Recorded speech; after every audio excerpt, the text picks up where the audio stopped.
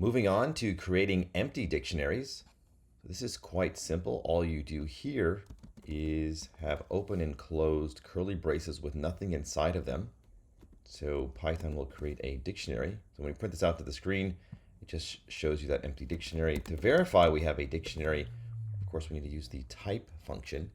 Now remember, with sets use the same syntax, like this, and this is a set.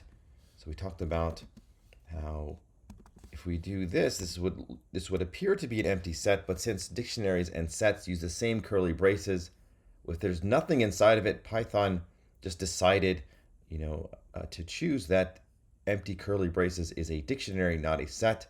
So to create a empty set, you use the set constructor like this. And of course, when we look at type of S, we get set.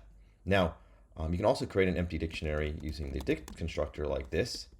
And if we look at it, it'll just be an empty dict like that. All right, so that's how you create an empty dictionary.